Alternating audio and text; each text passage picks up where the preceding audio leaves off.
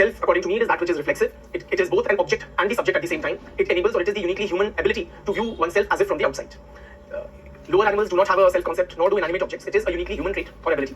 And it is also not there at birth. It is acquired during the process of socialization, right? So, as a child passes through various stages, he starts to develop a self-concept. You begin with the preparatory stage, in which the infant learns to imitate the gestures of other members of the society without attaching any meaning to those acts of imitation. In the second stage, which is the play stage, the child takes up the role of a specific other or a significant other, meaning one role at a time. So now he has partially begun to view himself from the outside, right? The self is fully formed in the game stage, when the child begins to participate in complex games.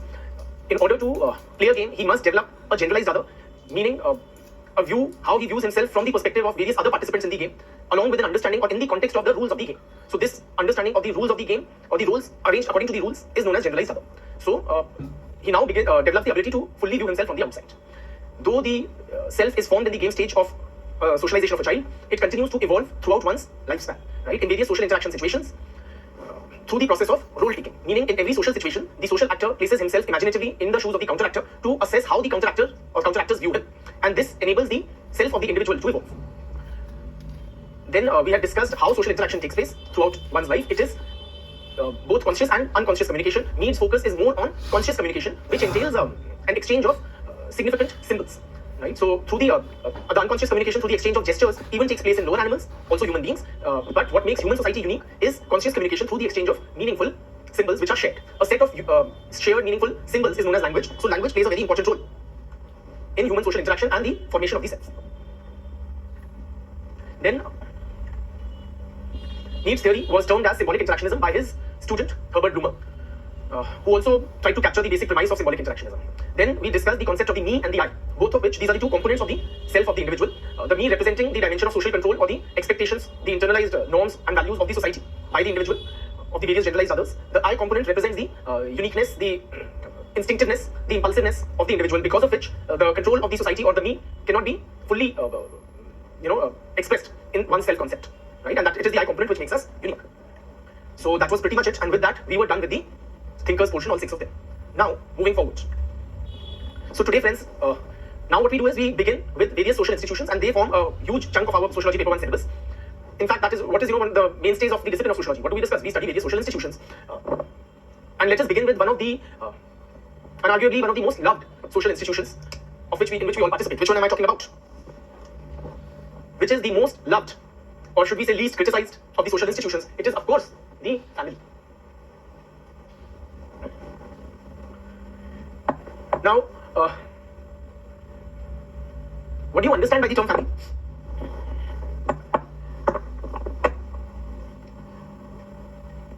Now, friends, in our UPSC syllabus, we have to study along with the family other related topics like kinship, right, and various sorts of kinship systems, lineage, descent. These other portions, descent, lineage, kinship, will be taken up afterwards. Okay, so I'll be sharing that. So, what do you understand by the term family? I'm not asking for your inputs, I'm just asking you to think, okay, because I don't want you to be typing long-drawn definitions. Let us try to appreciate. It is a small social grouping, necessarily, unlike, say, a caste or a class, okay, or a religious congregation. Family is typically a small. Now, when we say small, that is of course subjective, because within families there may be a variety of sizes. Some may be 2-person, 3-person families. Okay, even what we term as single-person families are there. Okay, if a person lives all by himself, that household can be considered as a single-person family. 2 much larger units. It could be a joint family, multi-generational joint family comprising of several members, tens of members. Having said that, it is relatively a small social institution compared to, say, others like religion or education system or the political system, which decidedly involve participation of a larger number of people. Okay.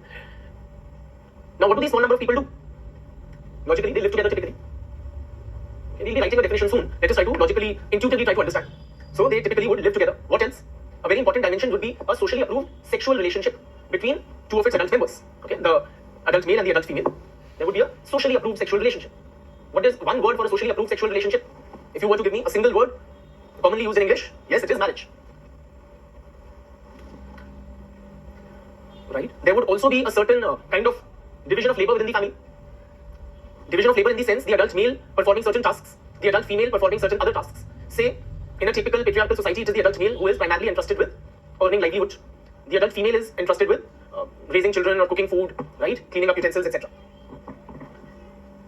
So these are some of the elementary things that one would expect any family to be somewhat engaged in, right? So please note down to begin with a standard definition of the family. This is what a family is, right? So you have several people,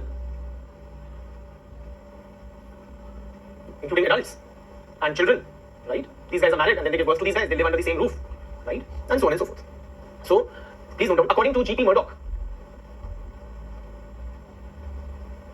family, according to G.P. Murdoch, family is a social group. Family is a social group which is characterized by common residence, comma, economic cooperation, and reproduction. Full stop. It involves adults of both sexes. Comma, at least two of whom are engaged in a socially approved sexual relationship.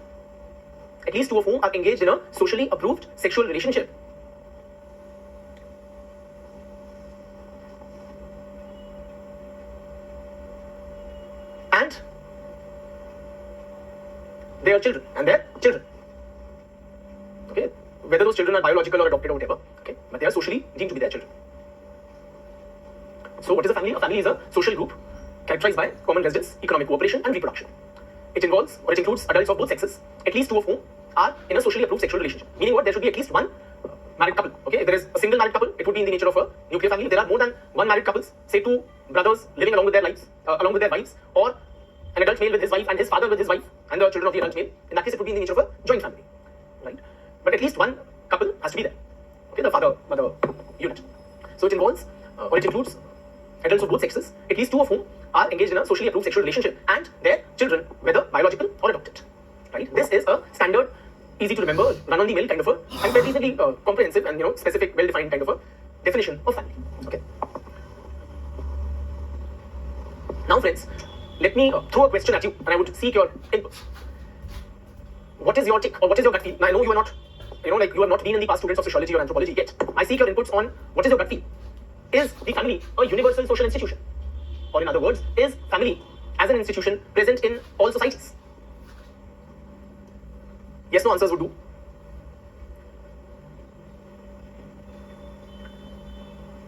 Right now, so a greater number amongst you suggest that yes, it is indeed a universal social institution and it is present in every society. And then there are the naysayers who would suggest that no, it isn't. Okay, that there are societies which do not have any such social unit or concept. Let us see what research has to say on that. Murdoch, he studied a very large number of and a variety of different societies. Murdoch studied over 250 different societies across the globe. Okay. And what he found through this very extensive study, that a family unit is indeed present in all of them. The kind of societies he examined ranged from the most primitive tribal groups to the most advanced industrialized nations, spanning different geographical locations. So whether it was the cold climes of the tundra region, or it was the tropical heat of the equator. So whether it were desert regions or mountainous, whether it were the developed countries or developing, whether it was the Christian nations or Islamic or Hindu, in each and every society there was present family. And from this very extensive research, Murdoch concluded that family is indeed a universal social institution. It is present in every society. So long story short, according to Murdoch's research of over 250 societies, family is a universal social institution.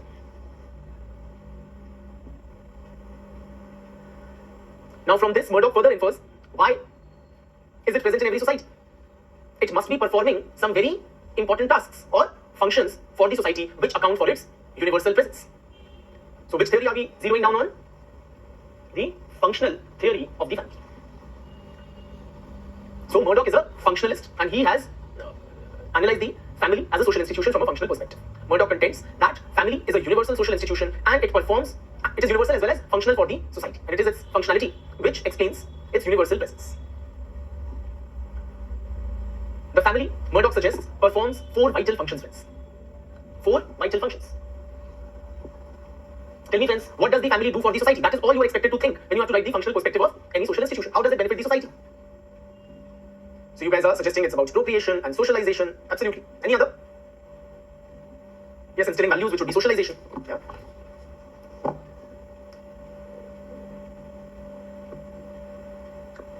Okay, so procreation is the same thing as reproduction, yeah, by another name.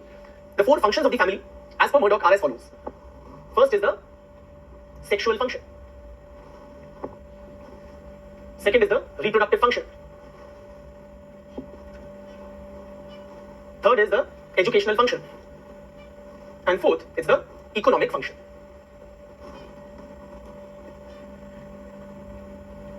The reproductive function we have all discussed in earlier examples perhaps, or it is also otherwise intuitive. Simply no society can make do without new members. Every society needs new members to replace the old, and it is the family unit which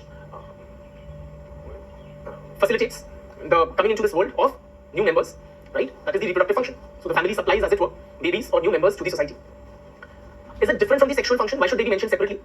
Aren't they one and the same? Is the sexual function and the reproductive function the same thing? Practically, it is sex which leads to reproduction.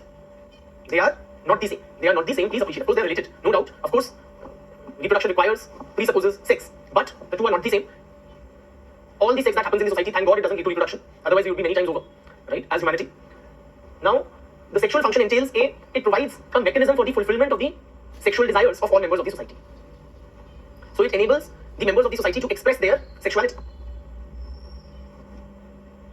So everybody needs a sexual partner. Sex is a very fundamental human biological kind of a need, and that is fulfilled by the institution of the family, right? Through the family or the ritual of marriage, the society provides to you, to every individual, a sexual partner, thereby ensuring that the sex need of the members of the society are met. Not only does it enable the expression of human sexuality or the fulfillment of one's sex need, but also it regulates and controls its expression, the expression of human sexuality. Please appreciate, through the institution of family, the sexual behavior of the members of a society is regulated and controlled. Simply put, the family as a mechanism does what? Not only it tells a person that this is the fellow you can have sex with, it also tells them and others that this person is for your exclusive sexual fulfillment, for the sexual fulfillment of your own needs. According to Murdoch, if sexual desires are not regulated, if people are engaged in unregulated sexual expression, say crudely put, if any person can freely have sex with any other person, will it be a stable or happy society? It will not be. Reason being, it will lead to sexual jealousy, right? So unbridled, unhindered sexual expression can have a destabilizing effect on society. Society tells the members of the society whom they can have sex with and whom they cannot. So when a person gets married, it is a signal to the other members of the society that this person is now reserved for the exclusive sexual access of the spouse, right? And out of bounds for others. And this helps to regulate and safely channel one's expression of sexual desires. Are you with me on this? Unbridled sexual expression. Why it will be destabilizing? Because of the jealousy which it will result in. Simply put, friends, why do two childhood friends, say two male childhood friends, when would they see their friendship, a very strong bond cracking? दो लड़कों की दोस्ती कब टूट जाती है? Yes, so जब एक लड़की, they fall for the same girl, or if they get entangled in some such mess. Okay, so the family helps to regulate the sexual behavior of the people. It becomes restrained and controlled. So every person then gets a mate or a spouse with which their sexual desires can be safely fulfilled, right? Safely meaning without disturbing the social order. So that's the sexual function and the reproductive function. The educational function simply is what you people refer to as socialization, right? Teaching the norms and values, the ways of the society to the child. So the child, when it is born, it is like a clean slate. It does not have any knowledge or notions regarding the society. It is the family which teaches him. And this teaching is necessary so that he can participate in social life. One must know what to wear, what to eat, how to behave, how to talk. Who teaches us all this? It is the family. Okay. What we otherwise call as socialization, Murdoch refers to as the educational function. The economic function refers to the division of labor between the members of the society. Like we said, say in a patriarchal, typical society, the man would do certain things, the woman would do certain other tasks. In several cultures, even children, or at least somewhat grown-up children, they would be entrusted, adolescent age children, with certain other tasks.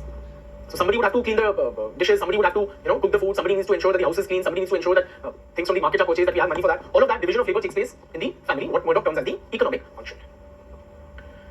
So these are the four important social functions which the family fulfills. Now tell me, friends, does the family perform these functions exclusively?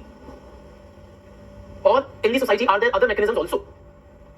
Clearly, the family does not perform these functions exclusively. There may be, oftentimes are, alternative or rather than the word alternative, let us say there are other social institutions or mechanisms through which these functions are also performed. For example, the economic function is also performed by factories and offices, etc. The educational function is also performed by schools and colleges and coaching institutions. The reproductive function, now some children may be born out of wedlock also. The sexual function, a fair amount of sex in several cultures and societies also takes place outside of the domain of the family, such as premarital sex, right, prostitution, etc.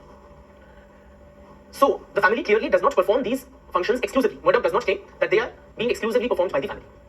However, the family does perform all these functions very efficiently. So it is like a very efficient, multi-purpose social institution. And because of its great utility or functionality for the society, the family is a universal social institution. I reiterate, the family doesn't perform these functions exclusively.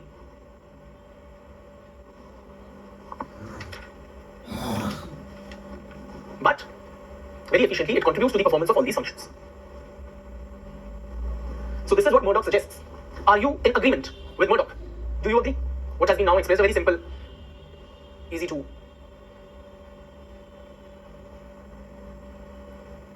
Many of you are agreeing, but as critics would highlight, the family is neither a universal social institution, nor is it functional for the society as claimed by functional scholars like Murdoch.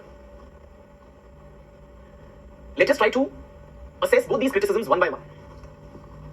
Regarding Murdoch's claim that family is a universal social institution.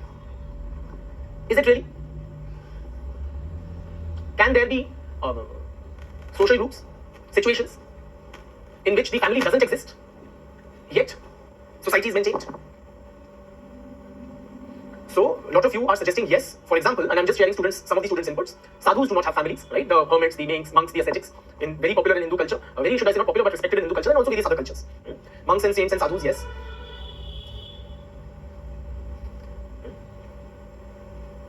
Any other thing you can think of? So critics have highlighted several counter-examples to deny Murdoch's claim that family is a universal social institution. For example, amongst poor blacks in the US, as also parts of the Caribbean and other parts of the world, there are female-headed units. So instead of Murdoch's claim that it is mother, father and children, the adult male is missing. As many as 30% of all the units amongst poor blacks are headed by females. The adult male is not there. And as Murdoch suggests, the family unit comprises of man, woman and children living together and so on. In as many as 1/3 of all units amongst poor blacks, the female is the head and the adult male is absent.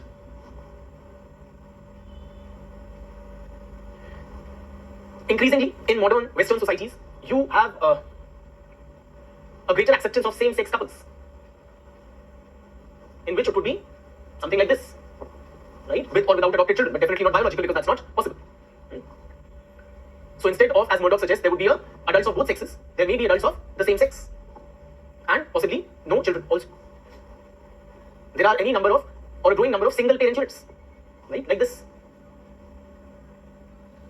Like many of you mentioned, monks and saints and ascetics, they would also be a counter-example. Then there's the system of kibbutz in Israel. So in Israel, this is a small and should we say dying kind of a social arrangement amongst the Jewish people. What happens is they live in these very compact, small, close-knit communities called kibbutz. Okay, so it's like a very small size, numbering from 1,000 to 5,000, 7,000 in a kibbutz.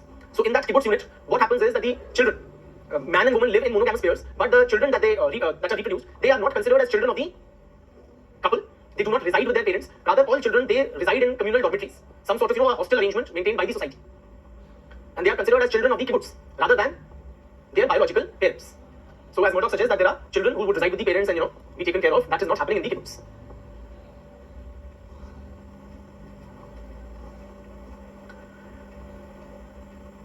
Having said all this, friends, okay, or even given all these counter-examples, is Murdoch's claim sufficiently deflated? In other words, can we then side with the critics and argue that family is not a universal institution?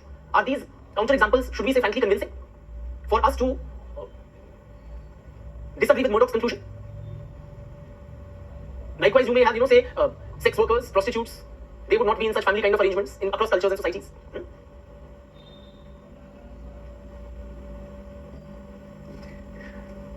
Yes, so these examples still somehow do not prove Murdoch wrong. Reason being, friends, couple of across the globe, such practices, these are not the statistical norm. So, say in Indian societies, of course, we have sadhus and people who won't get married, but then an overwhelming number of people would, right? So, sadhus and monks and saints would be a handful. And where did those guys emerge? The sadhus and the sons, or the Buddhist bhikkhus.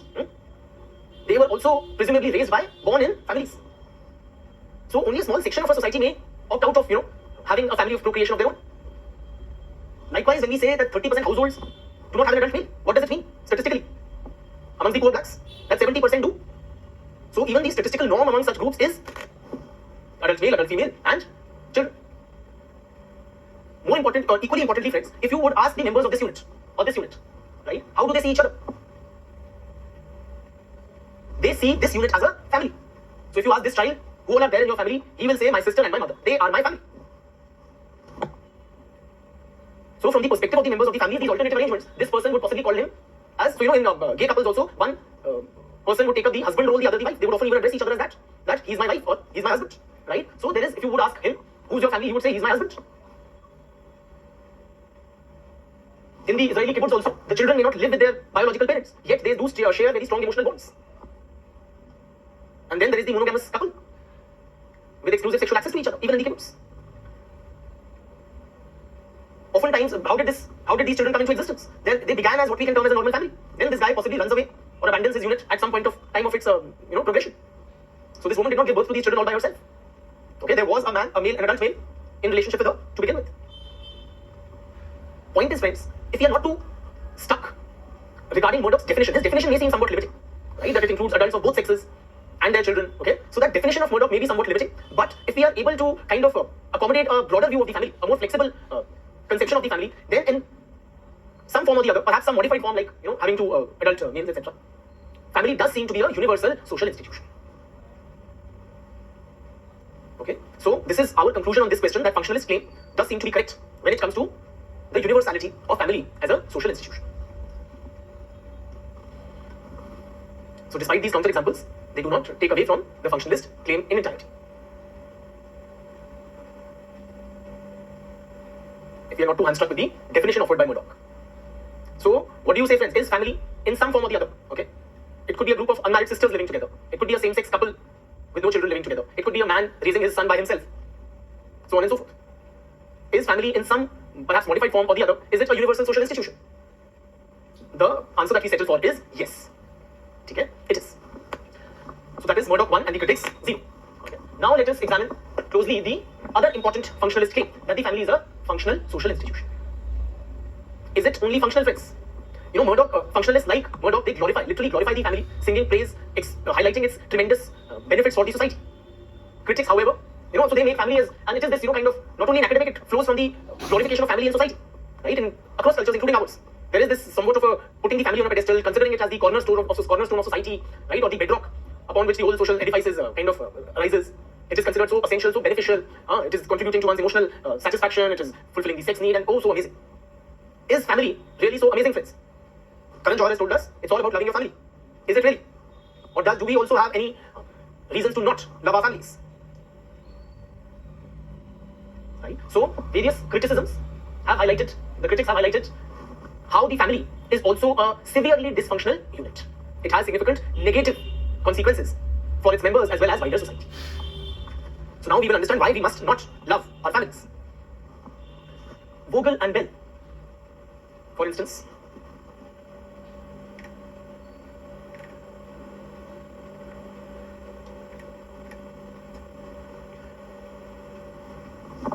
now Vogel and Bell, they undertook a study of children with schizophrenia. Schizophrenic children. Schizophrenia is a mental illness, okay, in which the schizophrenic person, he sees imaginary persons or hears imaginary voices, makes imaginary friends who simply do not exist in the real world. Now, what was the reason for these children whom Vogel and Bell studies? What was the reason for them developing schizophrenia? According to according to Vogel and Bell, it was their loving families which led to the children developing schizophrenia. Families can lead to mental illness. Why? What happens is, in the family, friends, please appreciate, unresolved parental conflict is projected onto the child. This is what we call the emotional scapegoating of the child. The child is made an emotional scapegoat of unresolved parental conflicts. Scapegoat literally means bali ka bakra, right? So the child is somewhat emotionally sacrificed at the altar of parental conflicts. Simply put, friends, between the man and the woman, if the going is not good, when you're living together for long and extended periods of time, there are bound to be quarrels, disagreements, heated arguments. And there is only up to a point that you can get even with your partner. Then what do? You take it out on the child. Simply put, लाई माँ बाप की होती है, थप्पड़ किसको पड़ता है? Who is slapped when the parents are angry with each other? They may not slap each other, they would rather slap the child. How many of us have been victims of such emotional violence by our loving family members? Emotional and physical violence, literally. often, and it is very common, right? In so many households, children get beaten up by one of the parents when the parent is angry with the other. So that you are, her favorite. If the husband is angry with the mother, he will try to hurt the mother by hurting the child. See, so many victims of parental emotional and physical violence. Now, this emotional scapegoating of the child. Okay, so parents take out their anger, their frustration, their unresolved conflicts onto the poor child. Is it functional or dysfunctional? Tell me. It is functional. Vogel and Bell suggest this emotional scapegoating of the child is functional for the parents. You have to see functional for who? It is functional for the parents. So they are able to let out steam by scapegoating the child. बच्चे को मार के मुट्ठी को जाता है, उससे निकल जाता है. They are able to vent steam. It may even be functional for the larger society, for the family as a unit. So the family unit stabilizes. The husband and wife, they gather, they are able to then still live with each other by taking out their anger, frustrations and unresolved conflict onto the child. So it stabilizes the family unit also. It is even functional for the wider society. Why? Because once they are done with that, they have projected their emotional burdens onto the child, then the parents are once again prepared to resume their duties, their obligations in the society. So if I am having a difficult time with my wife, I will take it out on my child and then I will come and dutifully teach you as a conscientious teacher. So you benefit or the wider society benefits. But in the whole process, it is of course dysfunctional for who? The child. So much so that several children end up with schizophrenia, develop various sorts of emotional insecurities. They are psychologically scarred. Right? So it has dysfunctional consequences for the child. So should we be really loving such parents who do this to us, emotional atyachar? Vogel and Bell are criticizing Murdoch's or the functionalist view, which only sees family as this very, which paints a very rosy picture of the family. They are suggesting there is a lot of emotional turmoil that goes on in the family. Then you have Edmund Leach, another critic. He specifically criticizes the family or the nuclear family in modern industrial society. The nuclear family in modern society, friends, he compares it to an overloaded electrical circuit.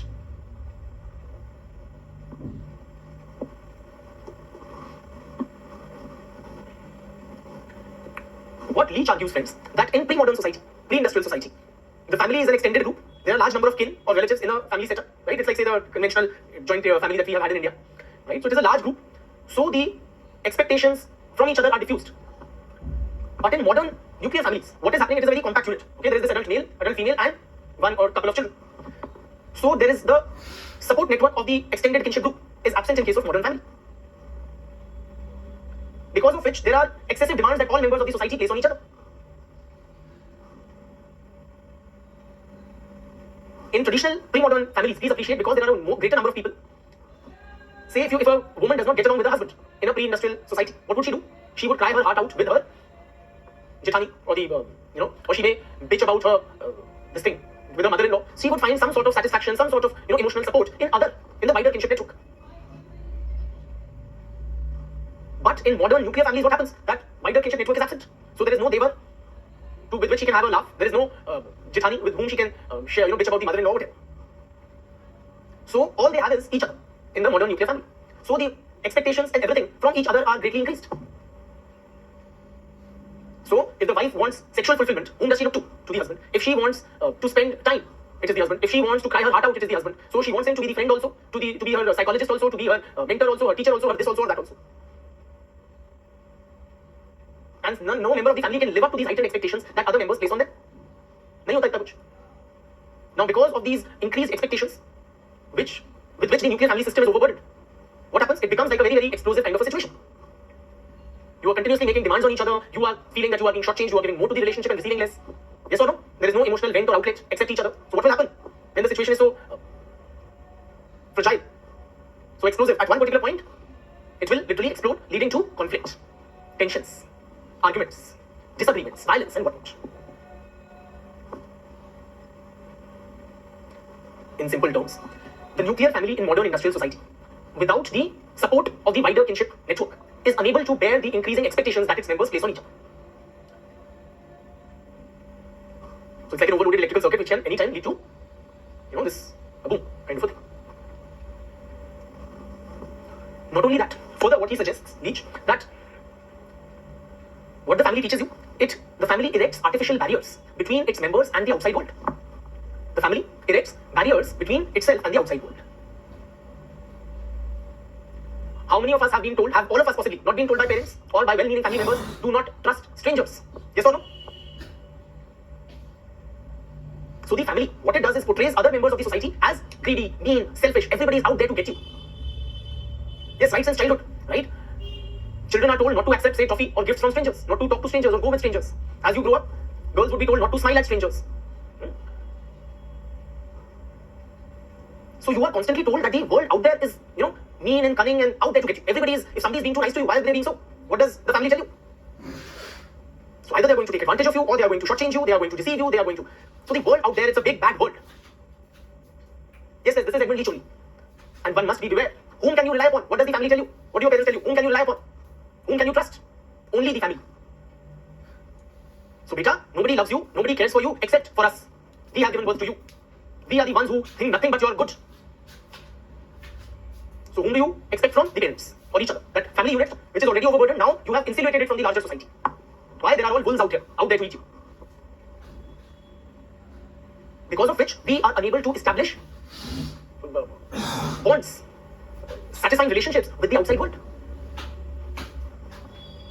So if we want to connect with the greater humanity, with people beyond this suffocating unit, we must break free from the shackles of the family.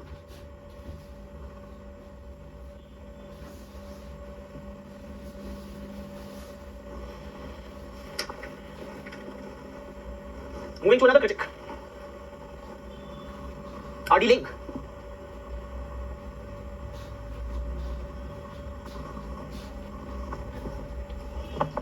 Laing compares family to a group of gangsters. Members of a family, friends, they act like gangsters. What do gangsters do? Gangsters are engaged in this on and off relationship with each other. Sometimes they would cooperate, sometimes they would try to gun each other down literally, right? So say if I am one gangster, you are another, and there is a third person. Okay, if say I am Chota Shakil and you are Bala Shakil and there is a Dawood Ibrahim. So what happens? One gangster would mentor another, and then once the mentee is somewhat groomed sufficiently and he reaches a particular level, then he wants to backstab his mentor. For that, he will join hands with the other gangster. So they are continuously scheming against each other, committing violence against each other, joining hands with some in order to defeat the others and so on. Similar kind of behavior is witnessed in the family. Family members are continuously engaged in, committing emotional violence against each other. If not physical, at least emotional violence. So a family member is not expected to shoot you. So what happens? There is a lot of emotional violence that family members commit against each other. For example, friends,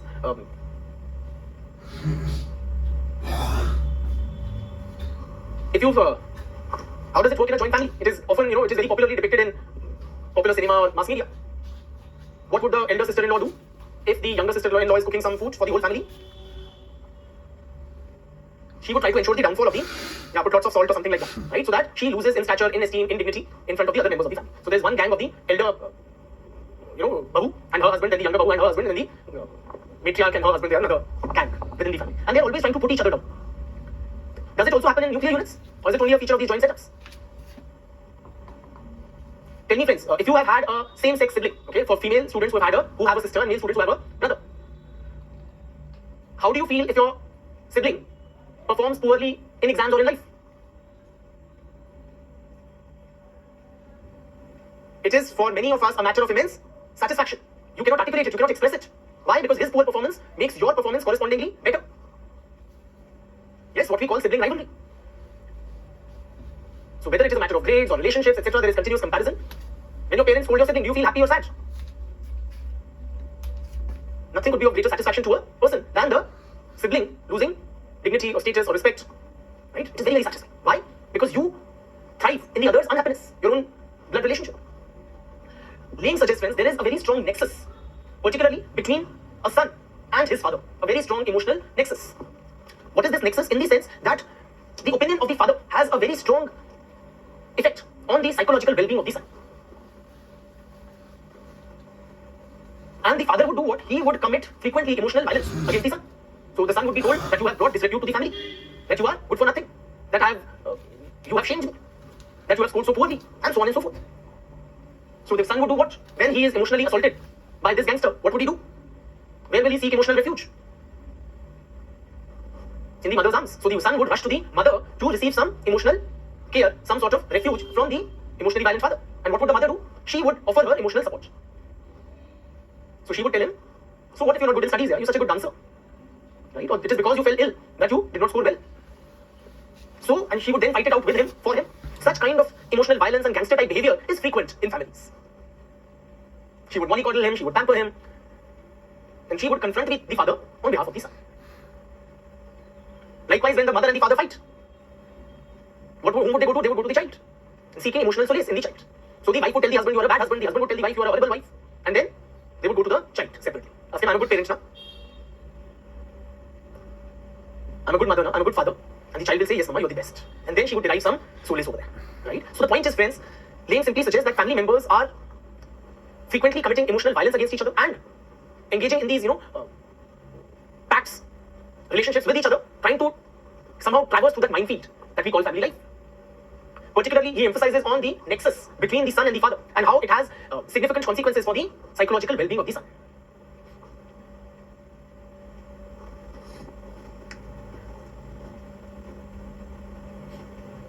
This pause is so that you can note down if you're noting down anything, and then I will continue.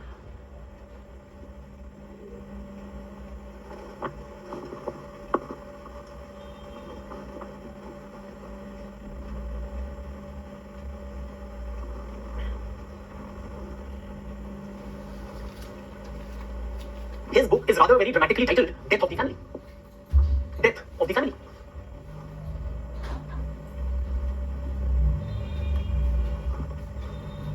What Cooper writes, friends, is that family as a social institution significantly limits and inhibits the potential of every individual.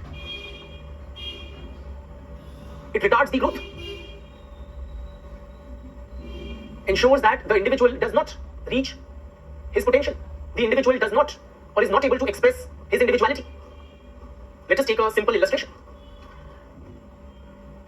You guys are now pursuing the IAS dream, right? Whose dream is it that you are really pursuing, friends? What is it? Go back in your childhood and tell me, what is it that you wanted to become? That you fancied? That was what you felt was your calling? So some of us wanted to be cricketer playing for the national cricket team. Another wanted to fly high as a pilot. Someone fancied himself as a doctor, as a dancer, as a singer, as an astronaut. Don't lie to me, you wanted to be an IAS officer, you possibly did not even know what an IAS officer is. A path-breaking scientist. Earn loads of money. So what happened to all those dreams? Those were conveniently, rationally, and coldly crushed by who? Our loving families. In this small class, there could have been a great singer, a superb cricket player, a revolutionary, a dancer, a dramatist, an astronaut, a pilot. And all those dreams, those aspirations, what you wanted to pursue, it was killed by who? The family. Over the past few years, what was possibly done is that you have now internalized the demands and expectations of the family as your own. So the family would have coldly told you, rationally explained to you, no, cricket is not your career, hardly any chance, what astronaut, this and that. So you become what? You become a civil servant. Civil servant was whose dream? It was not your dream. For most of us, it was your father's dream. Your mother's aspiration to see you as a Bada Sahib. So your father possibly tried in his youth, and he has possibly seen the glory that comes for an IAS officer, and he has imposed, your family members have imposed their expectations, their dreams, which they are trying to fulfill through the person of you.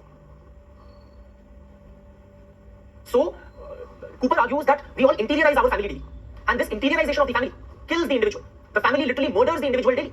In other words, friends, we are no more our own true selves. We are simply a pale imitation, a bundle of the demands and expectations of who? Our family members. In the process, our individuality is lost. The huge potential that every child has is crushed. Yes, Abba nahi manenge, that thing, right? Like it was shown very beautifully in that movie, Three Idiots. That guy wanted to become a photographer, one of the leads. But he was pushed into that very rational, beneficial, good for him kind of a career choice, which was engineering. So, if the individual has to survive, what must die? The family. So the family as a social institution must need its death for the individual to thrive and realize his potential. The family restricts each of us in very, very narrow roles, burdening us with expectations. So, that's not just about children, even the adults. So I am trapped into this role of a father, provider, husband, from which I find, or the adult members would find very difficult to escape. Yes or no? So I don't want to provide. I don't want to be this breadwinner. I don't want to. I want to maybe meditate in the Himalayas. Or I want to do surfing in the seas. But can I do that? No. Why? Because I'm a father and husband. And I must play that part out. So it traps us into these limiting social rules. I must be a husband to my wife and a father to my children. And why should I only be a husband to my wife? Society or the family does not enable it. But my relationship with the wife could be much more satisfying, much more multidimensional if I could also be her student, if I could also be her teacher, in some aspects, if I could also be her friend. But I'm not. So point is that we are all constrained, limited, our potentials literally killed by the family. Yes or no? So should we be really loving such families who are murdering us on a daily basis, crushing our potential, giving us emotional trauma? Is it really a happy situation in the family? This is the critic's perspective. Chali, with that we take a well-deserved break, after which we continue.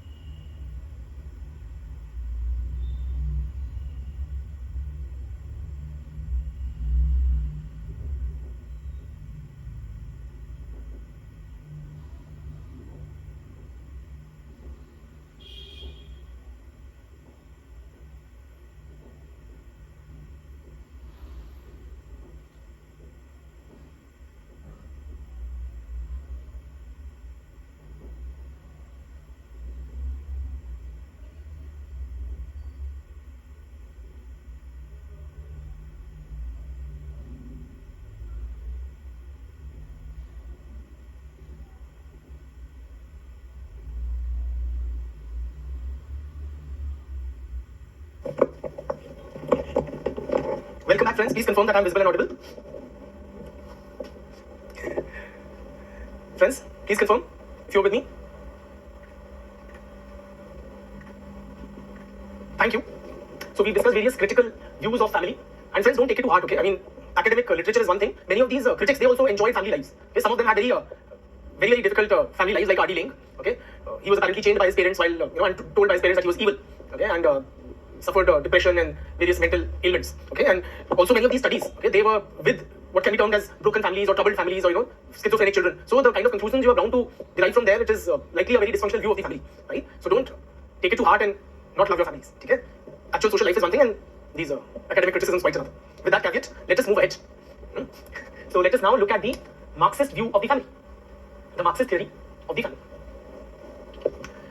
Friends, Karl Marx himself wrote very little on the institution of family. Marx himself wrote little on the family, but his co-author and closest friend, co-ideologue, Friedrich Engels, he has paid sufficient attention to the social institution of family. In his book, the book is titled The Origins of the Family, Private Property and the State. Origins of Family, Private Property and the State. Engels develops the Marxist view of family, which is what? He says that in olden times, okay, in prehistoric times, or the stage of primitive communism, the institution of family had not yet arisen. In other words, people were not restricted or their sexual behavior was not confined to the domains of a social unit. The name of Engels' book is Origins of the Family, Private Property and the State. You can simply Google it, maybe Origins of Private Property, Family and the State, the sequence, just, I'm not 100% sure.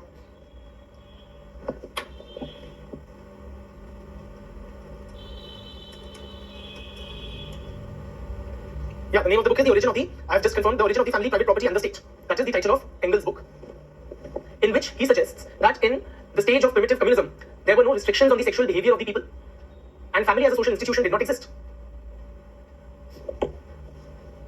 So, behavior of the people was characterized by promiscuity. Promiscuity meaning people freely established sexual relationships with multiple different persons as per their liking. Now, why and when did family emerge? With the emergence of the notion of private property. As technology advanced, surplus was generated, and society moved from primitive communism to ancient slave stage. As the notion of private property emerged, then increasingly restrictions were placed on the sexual behavior of the people. Once the notion of private property emerged. Why? Because now the haves, they required a mechanism to ensure the undisputed paternity of their heirs. The haves required, or the dominant class, they required a mechanism to ensure the undisputed paternity of their heirs. Simply put, friends, if I have property, I would want to ensure that my property is passed down to my own blood or my own biological children. If we continue to live in promiscuous times, then if a woman simply has multiple sexual partners, then whose child is she bearing? One cannot be sure of, right? So a man would want that I pass on my property to a child who is decidedly mine. Therefore, the concept of family emerged. In other words, it was essential that the sexual behavior of people be regulated so that one could be sure of the paternity of the heirs. Heirs means varis, okay, or those who would inherit your property. And finally, increasingly, with the passage of time, increasing restrictions were placed on sexual behavior, culminating in the establishment of the monogamous marriage and the resulting family unit as the final form. So one man, one woman, that became the norm. And these increasing restrictions on sexual behavior, they were also given legal sanction by the state. So the government, what it does is it promotes and legitimizes the interests, secures the interests of the haves. So throughout this evolution, legal restrictions were placed on sexual behavior of the people. The rationale being so that undisputed paternity of the heirs could be ensured. And the state, it gave them legal sanction, the resulting form of marriage. So, in effect, friends, it was private property and inequality, resulting inequality, which forms the basis for the rise of the institution of family. Are you with me on this, friends? Are you with Engels? Right. Now, the Marxist perspective on the family has been further developed by feminist scholars in 20th century America and Europe. They have also applied the Marxist framework to criticize or assess the role of the working class family in modern industrial capitalist society.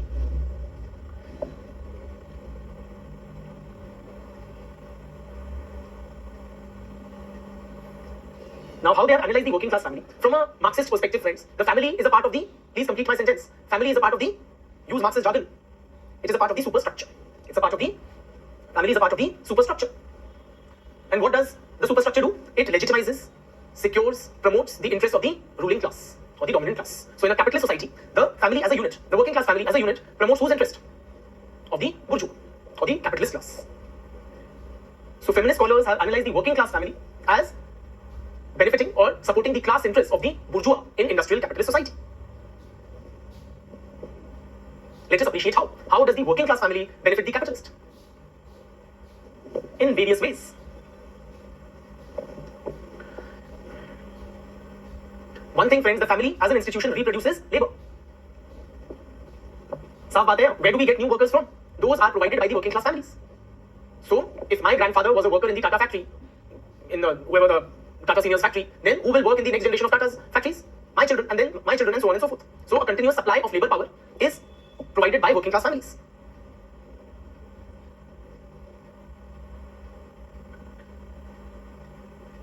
Secondly, friends, not only are the next generation of workers being produced, the family also serves as an ideological conditioning device.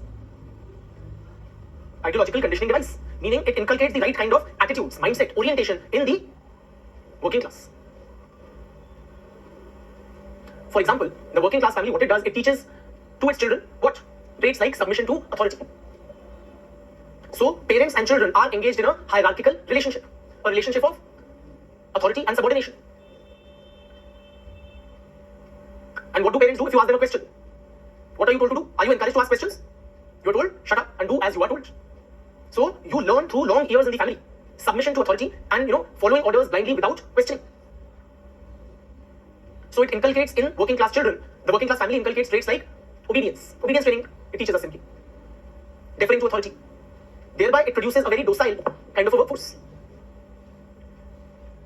And what do you do at in the workplace later on? Later on, again, you encounter similar hierarchical relationships which you have been conditioned to, which you have been accustomed to in the family for long years. So just like your parents told you in childhood, shut up and do as you are told. Likewise, in the workplace, the boss tells you, shut up and do as you are told.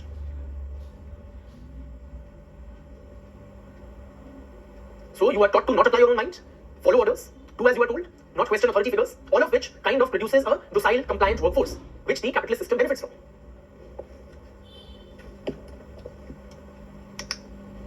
So parents often order their children around, make your bed, eat your dinner. And why must you do it? Simply because you have been told so by the authority figures. So I'm your parent. How can you question me or talk to me in that language? Don't you see I occupy the superior position by virtue of being a parent? So you must defer. You must bow down literally before me.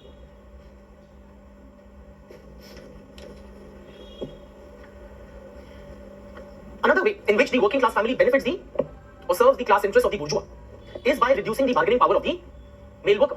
See, because the male worker, he has a family to support. He is also encumbered by the ideology of the family. Because he has a family to support, he cannot effectively bargain with the capitalist class. Say you are being exploited, you are not being given your, worth, that which is due to you. Can you stop coming to work as a worker in the capitalist society? No. Why? Because on your shoulders rests the well-being of your family. You must provide for your wife and children. Because you have a wife and children to provide for, then you must continuously submit to the authority of the capitalist. Yes or no? So it reduces, because the working class male has a family to support, his bargaining power vis-a-vis the capitalist is greatly reduced.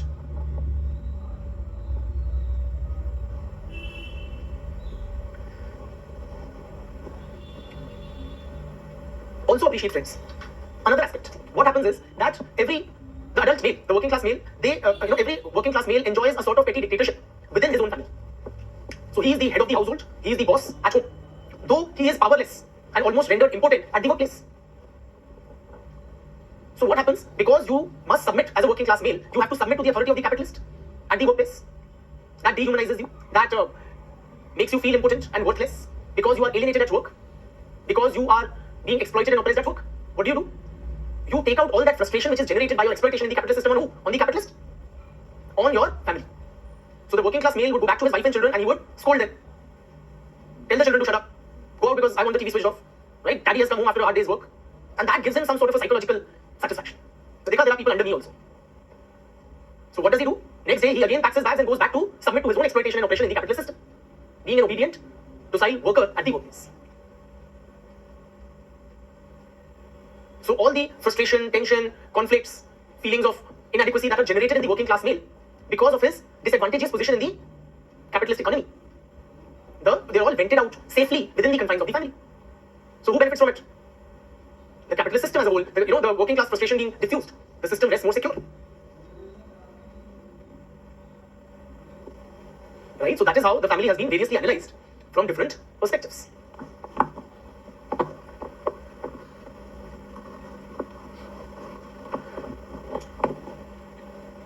Now we move on to, after having discussed all these theories of the family, let us now try to appreciate the impact of industrialization on family.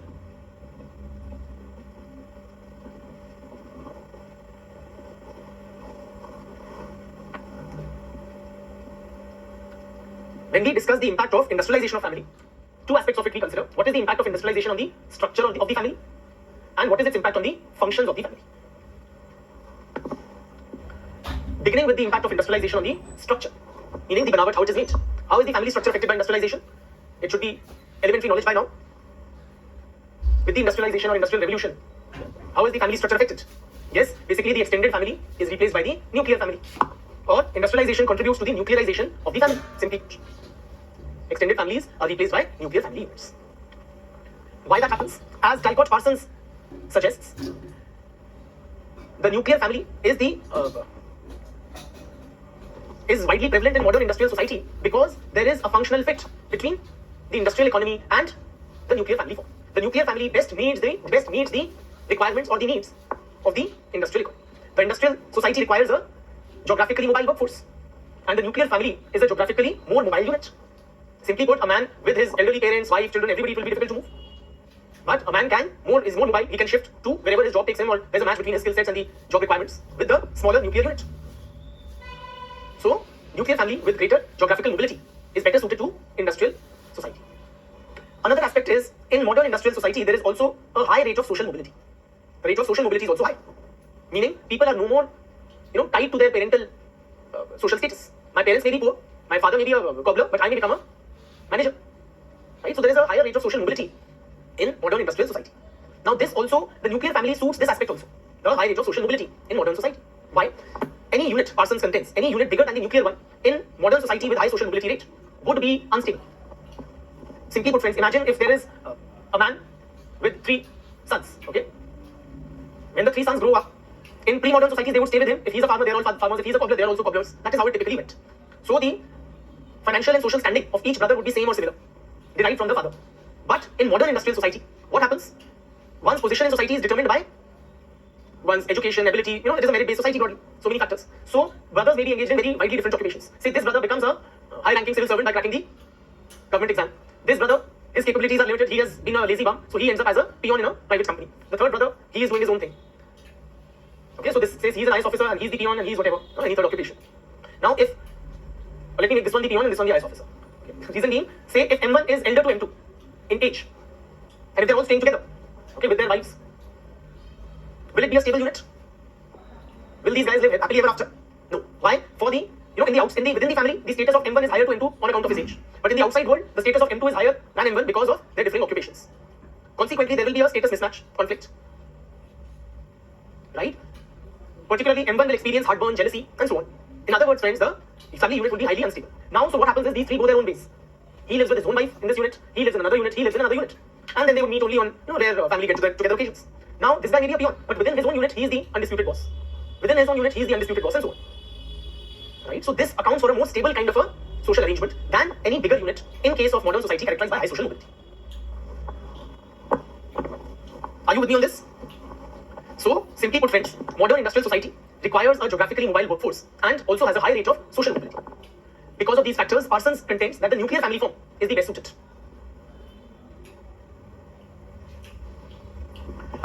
So the family simply transforms from an extended type or a joint type to a nuclear one. Now trying to appreciate how does industrialization affect the functions of the family. In pre-industrial society, the family as a social unit performed a variety of functions, such as, what all functions they performed? Any inputs? You of course have the 4 mentioned by Murdoch, the sexual function, the reproductive function, the educational function, the economic function. Any other apart from these? How else does the family contribute to the society?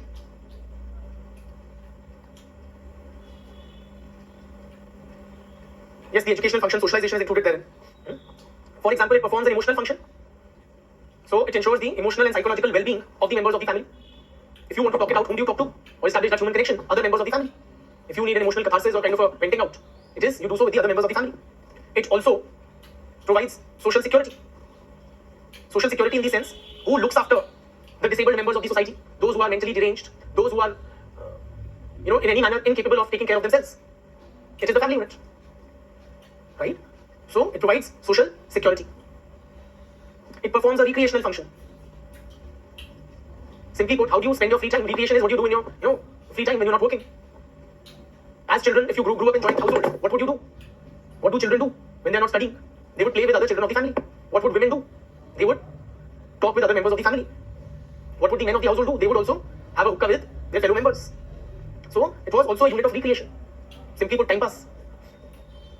Another important dimension was to look after the health and well-being of its members. So who would ensure that the family members are well fed, they are having nutritious food and so on and so forth? It would be the family unit. Say in our society, typically it is the mother figure who is primarily interested. So, point is friends, the family was a very, very functional social institution performing a wide variety of tasks, meeting a very wide variety of social needs in pre-industrial society. Yes, the values that are taught or whatever, that would be the educational function, yeah, or socialization. Now, what happens with industrialization? The nuclear family replaces the pre-industrial extended unit with industrialization. Consequently, a large number of specialized institutions emerge, which perform many of these functions which the family was earlier performing. What this process we call structural differentiation. With industrialization, society undergoes a process of structural differentiation, meaning earlier a large number of functions were being performed by the same family unit or institution, the structure of the family. Now, specialized institutions emerge for performance of various functions. For example, the educational function. That has been, whom do you learn the skills of the trade from? Do you do it from your father in modern industrial society? Whom do you learn whatever you must?